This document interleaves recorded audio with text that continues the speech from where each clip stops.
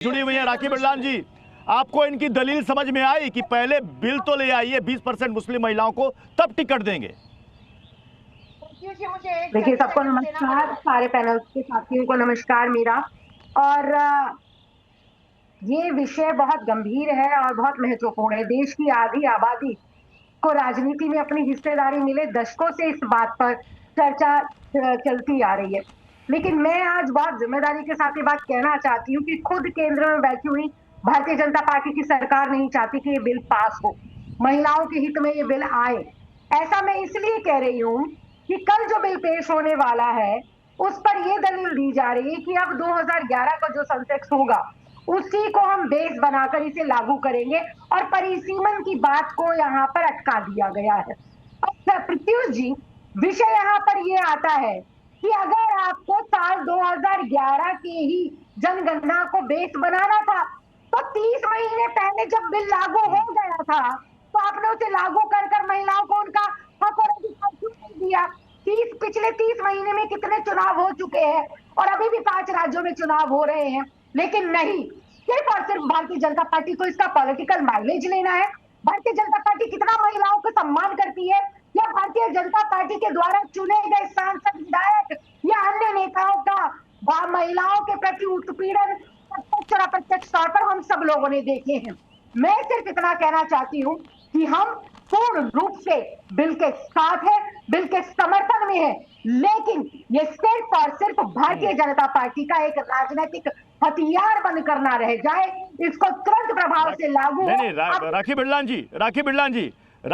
जी, ये लाइनें बड़ी अच्छी लगती है सुनने में कि हम पूर्ण रूप से इस बिल के समर्थन में हैं, लेकिन किंतु परंतु, तो जो ये लेकिन किंतु परंतु आता है वो इसलिए तो नहीं है कि एक ये ऐसे गले की फांस है, मतलब हड्डी है, ना निगलते बन रही ना उगलते बन रही है। खुलकर विरोध करेंगे तो जनता को और महिलाओं को क्या संदेश देंगे? प्रत्युष जी, मैं एक राजनीतिक दल के साथ जुड़ने से पहले मैं स्वयं एक महिला हूं। इससे ज्यादा खुशी मेरे लिए या किसी भी महिला के लिए नहीं हो सकती। किंतु परंतु तो प्रत्यक्ष तौर पर दिखाई दे रहा है ना। जब 23 में हम लोगों ने इसको राज्यसभा में, लोकसभा में निर्विरोध जब इसे पारित किया 30 महीने पहले, तो हमने क्या बोला कि 27 में जनगणना करेंगे, फिर परिसीमन होगा। तो 30 महीने बाद अचानक से तो क्या हो जाता है, 30 महीने बाद वो आंकड़े कहाँ चले जाते हैं? अब भारतीय जनता पार्टी आंकड़ों की जगलरी कर अपनी किसी को कोर्ट भेज देगी और कोर्ट में जाके स्टे लगवा देगी और फिर वही घास के 3 पात होंगे और ठट्टे बस्ते में ये बिल चला जाएगा, जो कि पूरा ख्याली पुलाव चल रहे हैं। राखी राठौर जी को और राखी बिरलान जी को, बताइए, नंबर ऑफ सीट्स 33% ही रहेगा चाहे जनगणना अभी वाली। नहीं, राखी जी, ये 2011 वाला कह रही है। अगर करना वही था तो पहले कर देती ना, समय था आपके पास।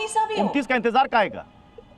देखिए जब हुआ, अगर हम पुरानी चीजों में जाएंगे तब क्यों नहीं हुआ, तो मुझे लगता है फिर से हम इसको अटकाना चाहते हैं। 2011 से हो चाहे 2000 जो अभी हमारी जनगणना शुरू हो चुकी है पहला फेज, उसके बाद वो अल्टीमेटली 33% ही आरक्षण मिलेगा ना। मुझे ये बताइए, जनगणना का परसेंटेज ऑफ रिजर्वेशन से क्या फर्क पड़ रहा है? 33% सीटें जो है वो महिलाओं के लिए आरक्षित होंगी, चाहे वो 2011 के हिसाब से हो चाहे 2027 में जो जनगणना खत्म हो जाएगी एंड में उससे हो। अगर 33% जगहों पर महिलाएं आएंगी तो वो उस हिसाब से आए चाहे इस हिसाब से आएंगी। लेकिन आप सिर्फ और सिर्फ इसको एक लॉजिकल बात तो दीजिए आपके विरोध का। आपको प्रॉब्लम क्या है? अच्छा, ये जानते हैं कि मोदी जी ने ऐतिहासिक काम किया है, ये आप जानते हैं कि 21वीं सदी का एक बहुत इंपॉर्टेंट डिसीजंस में से होगा, लेकिन अब विरोध के लिए कोई लॉजिक चाहिए, जो लॉजिक मिल नहीं रहा। इसीलिए सिर्फ विरोध करना है क्योंकि आप लोग नहीं कर पाए और आदरणीय प्रधानमंत्री जी जो कहते हैं वो कर देते हैं, और इसीलिए तकलीफ है, बाकी कोई तकलीफ नहीं है। प्रत्युष जी, इतने सारे आर्ग्यूमेंट मिलने के बाद में, और मेरे साथ जो मुस्लिम भाई बैठे हैं उनके पास तो एक मुस्लिम महिला ही नहीं मिली उनकी पार्टी में जो आकर के मुस्लिम महिलाओं का पक्ष रख सके जी टीवी पर। तो आप समझ सकते हैं किस तरह से महिलाओं के विरोधी या महिलाओं राखी बिरलान जी, वो सामने राखी बिरलान जी, एक महिला प्रवक्ता, राखी बिरलान जी, जो आकर के एक सेकंड, राखी बिरलान जी, महिलाओं की